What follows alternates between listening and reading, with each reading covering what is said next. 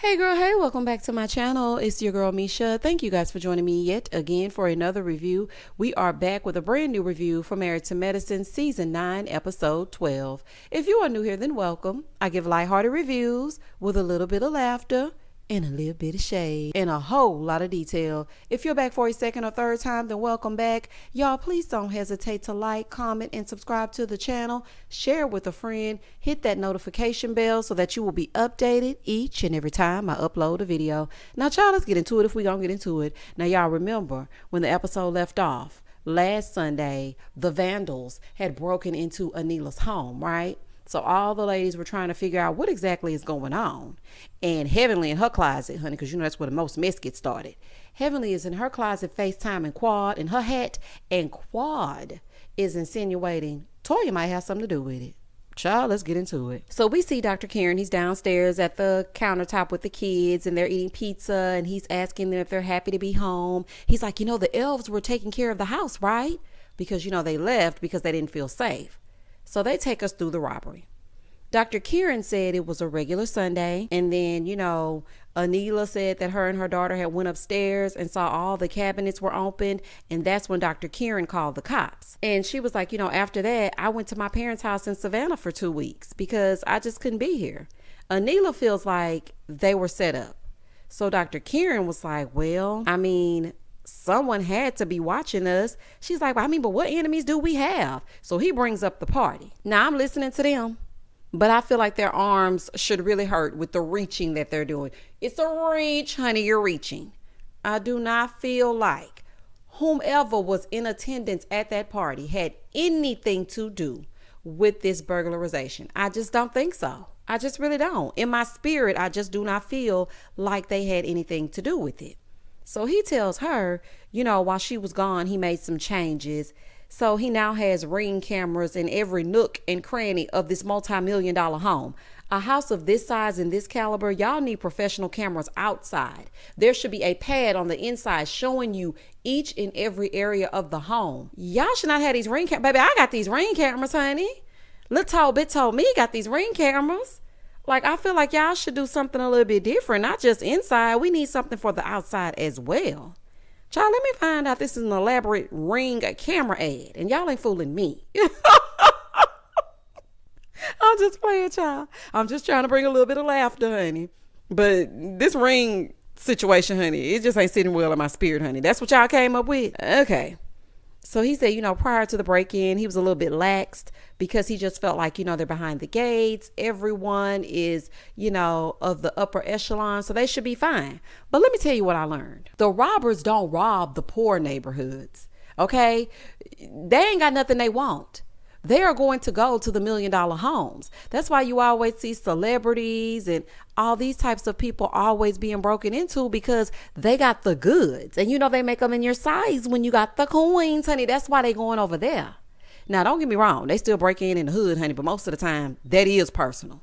Okay, they done came up in there and seen you had 2 pairs of J's, a PS5, and a piece and chain. So, baby, they coming back when you get ready to go to bed. Okay, and sometimes they just break in because they just want to break in.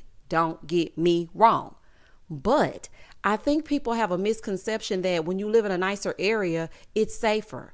Actually, I feel like, now this is just my opinion, it's more dangerous when you live in a nicer area because people know you have nice things. So therefore, and thus and such, that's where the crooks hang out. Moving forward. So they go upstairs to the closet where most of the things were taken. And I'm just hoping that there's some fingerprints somewhere because if every single cabinet was open and they ransacked the place like they did, it had to be something left behind. And Anila is talking to Dr. Kieran and I see her trying to muster up a tear, but I don't see none coming down, honey. Something ain't adding up with this for me. Something with this break-in is just not adding up for me. I don't know exactly what it is, but it just don't seem right. In the next scene, we see these little montages. We see Mason and Quad. They're having dinner. Mason got his mouth full of food, honey. He got Alfredo everywhere. The empty nesters, Simone and Cecil, they're talking about the book. Eugene and Toya, they in the kitchen cooking dinner. And we're over here with Dr. Jackie. So Dr. Jackie is at the office with the team, and now Dr. Bullard, which is the lady that she was interviewing last episode, she is now a part of the team. So, Dr. Jackie was just letting us know it's been 9 years since they've hired someone. I just want to say this again because I know I reiterate this every single time that I review Married to Medicine. I want to go to Dr. Jackie's office just to visit an office full of black OBGYNs.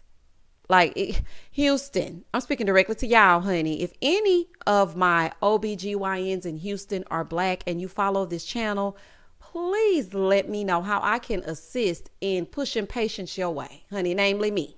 Okay, so just let me know, honey, because I would love to insure my lady parts to somebody that's going to work with me and advocate for me. And just every time I see it, I'm just like, oh, that's the only reason why I want to go to Atlanta, just to go to this office. Moving forward. So they're in the office. She's showing the new resident doctor where things are and telling her, listen, girl, don't be mixing and matching stuff, honey. Leave everything where I put it. Okay, because at the end of the day, I will know if something is moved. So in the confessional, they asked Dr. Jackie if she was OCD, and she's like, no, it's order. Ma'am, you definitely are. Okay. So she said, Dr. Bullard reminds her a lot of herself when she first started. She was green. She was scared. She was nervous. She thought she knew stuff, but she really didn't know nothing. Honey, she got lost on the way to the hospital. Didn't know where to park, but look at her now. So she sits down, right? And she's like, yeah, just because we wear scrubs don't mean we can't, give our zhuzh and whatnot. So she gifts Dr. Bullard with this Gucci bag to welcome her to the office. Now, that's how you welcome somebody aboard. Now, that's how you onboard a person. Do you hear me? Girl, not Gucci bags. Gucci bandana. Gucci bandana. Hey, shout out to Soldier Boy. Baby, I love it. Honey, now I really want to visit. In the next scene, Toya and Eugene, they've picked up Ashton from school with his little cute self. And so they're riding in the car. And so Toya asked Dr. Eugene how his interview went. And of course, he got the job. And now he's going to be an oncology ER doctor where he only sees cancer patients. Well, baby, Toya is very happy because that means absolutely no weekends. So she feels like now, they can get back to things that make them happy and things that they like to do, like having weekend getaways and night sex. He was like, what was wrong with morning sex? She was like, you were asleep. Let me tell y'all something about Toya. If it's one thing Toya gonna do, she gonna give us their bedroom business. She gonna tell us their bedroom business if she don't do nothing else. Toya, okay? Dr. Hevaenly a little later on in this episode was using your bedroom business against you. Keep your bedroom business in your bedroom. So their son Ashton is turning 12, right? And so he wants to host his very own dinner party. Oh, child, how bougie. I love it. He wants to host a dinner party for his friends where he cooks for them, and it's going to be with the help of Eugene. So they go to the, to the meat market, and they're trying to pick out steaks. Baby, he asked for Wagyu. Sir. These are 12 to 14-year-olds. Wagyu? Do you know how much a Wagyu steak cost? A child, not you trying to dip into your trust. A boy. But anywho, they picked out some nice tomahawk steaks, okay, and bought everything that they needed to buy for the party. And it came out to be like, I think maybe $500, which I feel like is not that bad because not only is it going to be personable, but it'll be a memory that he, will keep with him forever. I feel like that's better than going to a restaurant. Having a beautiful dinner at home, that's just everything. In the next scene, Cecil and Simone, they're at home, and Simone is about to jump on a FaceTime with Omarosa. So they finally finalized the book proposal. So they want to go over it with her because, she was a New York Times bestseller. So, child, when Omarosa got on that FaceTime, here goes Simone. Good morning, sis. I'm like, oh, my God, girl, why are you yelling? Simone is absolutely too loud for me. And that's probably one of the problems they had in the marriage. She was too damn loud. Girl, that megaphone in your throat. So Omarosa is telling them, listen, girl, something is missing from this proposal. Mainly, why were y'all about to get divorced? Child, not y'all leaving out the most important thing that could help most couples. Listen, when somebody buys a relationship book, it is to see if they can relate to anything in the relationship book. You can't just be handing out advice and we don't know what qualifies you because y'all ain't no life coaches. Y'all ain't no relationship coaches, but y'all play one on TV. But we want to know, listen, when we watched y'all on Married to Medicine, because you are public figures now, what was the reason why y'all were about to fall the hell apart and what put y'all the hell back together? That's what we need to know. Not this just skipping on over it and putting little stuff in from everybody else's relationship. Ciao. So Simone brings up that his female friend was a big part of their issues. So Omarosa goes, listen, this ain't gonna work if y'all only put the good things in. We need other things also. So Simone was like, well, I don't know what to tell you. Okay, because it's just some things that me and him, we do not agree on sharing in this book. And Omarosa feels like the book could potentially tear them apart. So in the confessional, which is awkward AF, okay, Cecil is like, well, forget about the book. I mean, we need to go back to counseling. And Simone was laughing, but Cecil was not laughing. And it's just letting me know that there could still potentially be some cracks in their foundation. So they might need to work on it. I mean, I don't know, honey. Y'all might not need to be writing no book, especially if y'all still going through. And also, if you're not going to get a real. Is this book a Band-Aid for the issues that y'all have going on, honey? Just something to occupy your time? Because that's what it's seeming like to me. Maybe y'all need to just put it off for a little while. Moving forward. In the next scene, Dr. Jackie is at the office, and then she's not. Okay, it's 2:30, honey, and she is out of there. Deuces. Honey, Dr. Jackie said, I'm gone. We are done with everything for the day. There are no more patients to be seen. And that's what you can do when it's your practice. That's what you can do. Like, just, I don't know. Entrepreneurship just excites me. It really does. Oh, and speaking of entrepreneurship, I will be adding some new things to my merch shop here coming soon. So if you guys do not know, I do have merch for my channel, and there are going to be some additions to it, as well as some other fun things. But anywho, that's just a side note. But Dr. Jackie being able to leave at 2:30, baby, that's everything to me. And she felt like she should have hired another doctor a long time ago. It's great when you can have a quality of life. Like, money is cool, but if you can never enjoy it, then what good is it really? Like, you just working 9 to 5 and ain't doing nothing else. Well, in her case, working 9 to 9, because she was working 24 hours a day. So she finally shows up at home, honey, and Curtis cannot believe that she just walked in the door, honey. He thought he had saw a ghost. You got a little less time to do that mess you like to do when she at the job, and you ain't fooling me. And y'all know how I feel about Curtis. Y'all know how I feel about Curtis, honey, and I ain't never gonna take it back. So anyway, she's there early. They're sitting there talking. She's running down the list of all the things that she has going on. Ma'am, you're still very busy. Did you just replace one busy with the next busy? Let's just be less busy, period. So she was telling him, you know, she wants to go travel. She wants to be playing golf. She wants to really be involved in her marriage, basically. So he presented her with this golf bag, right? She gonna look at him and say, ooh, that just made me so moist. I'm like, oh, honey, please keep that to yourself. Child, honey, just the thought of Dr. Jackie. Like, to me, Dr. Jackie does not seem like a sexual being. I don't look at her and ever think she has ever gotten it popping. I just don't look at her like that, honey. It's just something that just ain't right, child. Moving forward. In the next scene, it's the day of Ashton's dinner party. And when I tell y'all I love this idea, I hope when my son gets older that he wants to do something like this, mainly because I love to host events, and number 2, because it's just so cute. Anyway, they're getting everything together for the party. They're prepping the food. So Toya gets a text from his special friend's mom saying that she won't be able to attend because she had a positive antigen test. Oh my gosh, child, that dang on beer virus messing up Ashton's special day. Can't have nothing. With all the variants, BA and Omicron and Omicron and Omarion, it is just too much, honey. I'm sick of it. When I finally no longer have to hear anything about that virus, I promise y'all I'm gonna throw a parade, honey, a party, something. So Toya is like a little reluctant to tell him because she knows that he really likes the girl, even though he's trying to play it off and whatnot. So Eugene was like, he's gonna be all right. Just tell him. You know how me and our child. But the mom is always like, oh, I want to protect my baby. But the dad is mostly like, child, he gonna be fine. I just want to say this. This scene got me all in my feelings. Do y'all hear me? Every time I see a young man, I think about how I'm going to feel when my son is that age. Like, I always think like, oh, when he gonna start liking girls, trying to impress them, you know, his voice gonna get deeper, he gonna get taller, he gonna be driving a car. Like, I just be thinking about all kinds of stuff. Because when I first started teaching, I was teaching kindergarten, and my son was not of kindergarten age. And I remember thinking, oh my gosh, when my baby gets in kindergarten, now he's past kindergarten. And now I'm thinking, oh my gosh, when my baby gets to middle school. Child, it's just, oh, honey, I got to have another child, honey, because I only got one and he moving too fast. I mean, so there's that. So she ends up telling him, and he was like, oh, I know. Okay, child, it be your own kids, honey. Boy, if you already knew, then you should have told your mama instead of having to tell you. Her nerves was bad. So the kids start to arrive for the dinner party, and Ashton tells them what's on the menu. They're having steak, chicken, French fries, macaroni and cheese, and for dessert, New Orleans style beignets. Baby, I want to go to this party. This is so beautiful to see, y'all.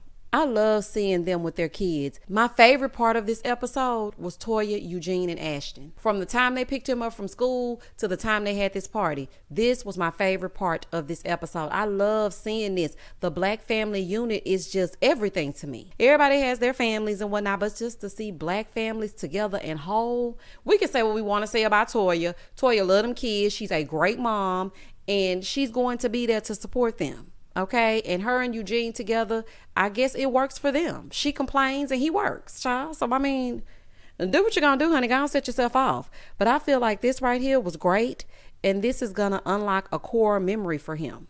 So, for me, it was everything. In the next scene, Dr. Heavenly is at home, and Dr. Jackie and Quad, they show up. So, she tells us that her mom passed, and I'm sorry to hear that. My condolences to you, Dr. Heavenly, even though I know this has been, a while ago. But she's talking to Dr. Jackie and Quad, and she's telling them that she felt like, her mom wanted her and her sister to get along before she passed. So she and her sister, they still don't have the best relationship because she said they're total opposites. Her sister was the popular one. She was like the heavyset nerd that, got the good grades, and she was the strong one. And Heavenly said whenever she says anything to her sister, she takes it the wrong way. Now, Heavenly, I feel like that's a pattern with you, okay?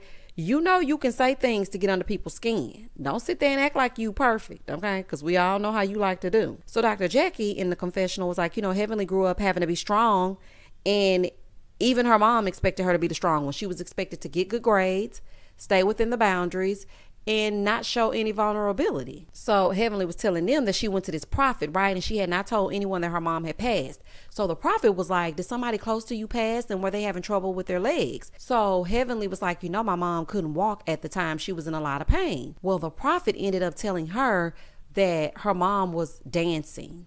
Her mom was in heaven dancing. And that was just very reassuring for her because, nobody knew that her mom had passed away. So here go Quad. Quad is in the confessional talking about if Heavenly's mother could send her a message, she would say, learn to love your friends and stop being messy because you're pushing them away.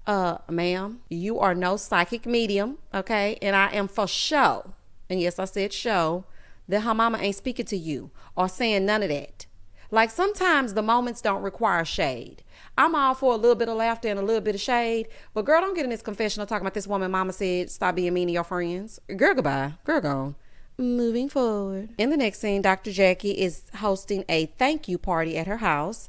And it's outside. It's for all the doctors because they had, a vaccine drive. And I'm telling you right now, I wouldn't attend because it's way too cold out there. I'm cold through the screen. I can tell it's cold outside. It's scarves and gloves and lions and tigers and bears and heat lamps. Oh my, honey, I'm not coming. I don't like to be cold. I don't like it. Please do not invite me anywhere that involves the outdoors in December through February. I ain't coming. And it's December too? Oh no, ma'am, honey. Those heat lamps ain't gonna cut it. That would be a high and by for me. I just came to say hey. I got to go. So the doctors arrive, to the great outdoors, and the ladies are getting some food, right? So Heavenly is telling Simone, girl, make sure you get your man a plate. Simone said he better fix his own plate. Child, Simone made her plate and went right on over there and started eating her barbecue right in Cecil's face. So then Eugene and Toya show up. Curtis is like, I'm so happy to see Toya at my house, hugging all over. I'm sure you are. Anywho, child, Toya got Eugene bringing her plate. But did y'all see the look on Quad and Heavenly's face when Eugene brought Toya that plate? Baby, they are shady. Listen, it's about what works for you in your marriage. That does not make him less of a man because he brought Toya a plate.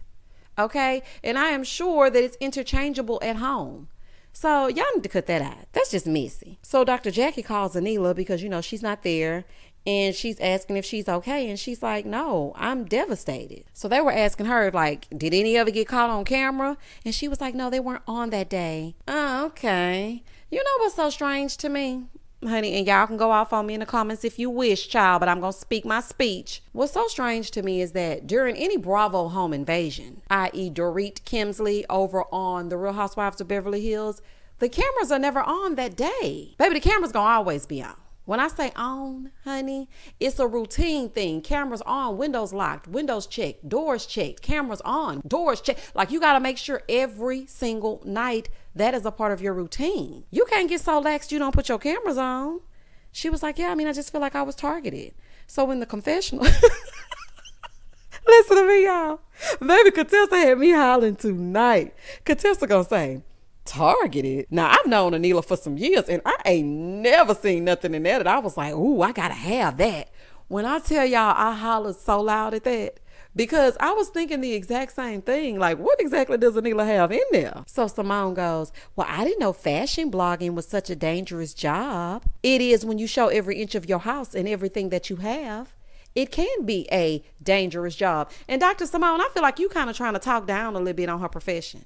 Now, you already know Anila feel like she don't really fit in. And that's the same way y'all be making Toya feel as well. Okay, so Dr. Simone, pipe down. So Quad goes, well, Carrie said there was a hit out on Anila. What is this, Mob Wives? A hit? Really, Quad? Anila, just admit that you had a false sense of security and some weirdo saw a post and took it upon themselves to visit you without an invite when you weren't at home. Okay, it's either that or this ain't real, allegedly. But I do not for 1 second think Toya had anything to do with this, and I ain't changing it. So Contessa was like, well, who would have a hit out on Anila? So then she gets in a confessional and she reads the definition of a hit. She was like, Anila is delusional. Honey, and is. So Contessa was like, well, how would Carrie know that? Well, honey, they saying Toya told her, allegedly. Child has been all over Instagram all week long. So Toya was like, well, nobody saw anything. And I mean, I had a Christmas party that lasted from 1 p.m. to 1 a.m. and didn't nobody see nothing. So Dr. Hevaenly gonna say in her confessional, well, it is quite ironic that she had a party the same night and it's a gated community. Dr. Heavenly, for y'all to insinuate this lady had a party and set it for a time as said home invasion would happen is ridiculousness. Like, this just going too far. Because do you understand how incriminating that is? Detectives and people are trying to search for whoever broke into this home, and y'all just like, well, I mean, it's crazy that Toya had a party. Like, come on now. So then Toya's like, well, who would want to do that to her? Could it be that she's a liar? Toya, oh my God, honey. Just when I'm trying to take up for you, it ain't making no sense, girl. That's not how you respond. So Quad said, well, I mean, you're a liar. Did your house get broken into? She said, nah, but I heard you've been going around lying on my family. Quad is like, in the confession, listen, it's been 1,000,001 people saying that Toya cheated on Eugene. What y'all think?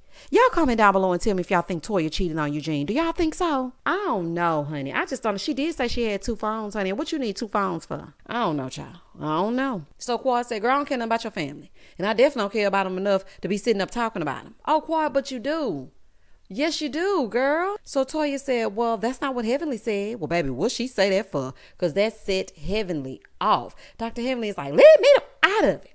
I'm going through too much. I don't sleep with nobody but my man. Don't come put me in that. My mama just died, so kiss my behind and climb a tree. Child, not kiss your behind and climb a tree. Child, she tried to do a dramatic exit. She couldn't even open the door. Y'all know what that remind me of? That remind me of last season when Marlo tried to storm out of that dinner that they had cooked with Big Frida, and she couldn't find her way out when her and Portia was arguing, and so she went the opposite direction. I said, baby, Bravo gonna mix you up on a dramatic exit if they don't do nothing else, child. Oh, child, this is a whole fool. Moving forward. So Heavenly gets outside and she's pissed and she goes to get Dr. Damon Daddy and she's like, Toya trying to start some BS. I ain't in it. My man D is big. Oh my God. See, Toya, this is why you should have never said anything like that about your man, because now these heifers are going to use him as the butt of their jokes. You already know how they get down. That's why you can't say certain things. So Heavenly is like, nobody ain't even asked me about my mama. So Quad goes out to tell Heavenly, you know, girl, don't worry about it, okay? You are well within your rights to be upset. Your mom just passed away. And if the person knows that you just lost your mom and they can't be sensitive to you, then you need to check who you dealing with. So inside, Toya is like, I don't know nothing about losing no mama, okay? Because I haven't lost anyone. But I don't appreciate them trying to mess up my marriage. She's like, I don't have much sympathy. Toya, God forbid something so awful should happen to any one of your parents. Let's try and extend some grace, because that was a very insensitive thing to say. And y'all hear me out before y'all start coming, Heavenly is trash, Heavenly, and whatever y'all be calling a child. Listen to me, okay? I don't watch Dr. Heavenly's YouTube channel. I have not seen what she has said here lately. So I already know that's going to be another ripple. What Heavenly said on her thing, this is the thing. At the end of the day, she lost her mom. And that's insensitive. Okay? She's like, well, I'm not insensitive, but this group is not compassionate. She's like, she tried to mess up my marriage. I swear they blame Heavenly for everything. Now, don't get me wrong. Heavenly can be blamed for quite a bit, but not this. Anila and that lady Zaina are the ones that knew about the rumor. How you think Heavenly got it? She got it from Anila. She even said it wasn't right for her to bring that lady to the party. So I don't understand exactly what's happening right now. So she was like, yeah, first Anila brought that woman around and then Heavenly trying to get it started by whispering in my ear. Ma'am, that anger is misdirected. She told you what was said, but she isn't the one that started the rumor. Okay, now I'm not going to put this one on Heavenly. I'm just not. I'm not going to put it on her. Yes, she got it started in a sense because she told Toya what was happening. But in hindsight, looking back, I feel like she was letting her know because, girl, don't be skinning and grinning with these women, honey, because they saying you cheating on Eugene. Okay, so I just want to let you know. And she, Toya says she feels like they shouldn't be tearing each other down. They should be lifting each other up. Girl. So Contessa also came outside where Heavenly was, and she showed understanding for her mother's passing. She gave her a hug because she can relate to that because her mom passed away as well. Inside, they're about to go outside to talk to the husbands, and Simone tells Toya, she's like, listen, I know who you are. I know that you're hurting. Okay, put your issues to the side. Okay, and she says she feels like it's very hard for Toya because Toya expects people to be loyal just like she is, and she's a very loving friend. And I do believe when Toya has your back, she will have your back. I do believe that. But a part of me knows that Toya is messy. It started from season 1 when she went repeating what Mariah told her in privacy. So we can't just start from this season and be like, oh, poor Toya, because you just told the rumor that happened with Quad. So it's just all of y'all messy. Every last one of y'all. Let's just put it like that. All y'all messy. Side note, I hope Simone's breath is always fresh. I can't stand how close Simone gets in people's faces when she talks. Girl, if you don't back up just a little bit, I can't stand for people to get directly in my face. I don't know if that's just a me thing, but baby, don't talk to me too close. Okay, please don't talk to me too close. If you are not my intimate partner, please back the hell up. Moving forward. So in the confessional, Toya said, she just feels like because she's strong, nobody takes up for her. And I can see that. I can see that they feel like Toya can hold her own. So it's cool. It's Toya. But really and truly, Toya, Quad was behind all of this. The real beef is between you and Quad, not you and Heavenly. She invited that lady. Yes, it was messy of Heavenly to talk about it at the party, but Heavenly was giving you a heads up. This has Quad written all over it. And that was the end of the episode. Oh, let me just add this. Allegedly. Child, because I don't want no smoke. Y'all comment down below and tell me exactly what you thought about this episode. The Medicaid wives continue to deliver, honey. Yes, for Married to Medicine. Please don't hesitate to like, comment, and subscribe to the channel. And as always, stay safe, stay blessed, spread love, not germs. Peace.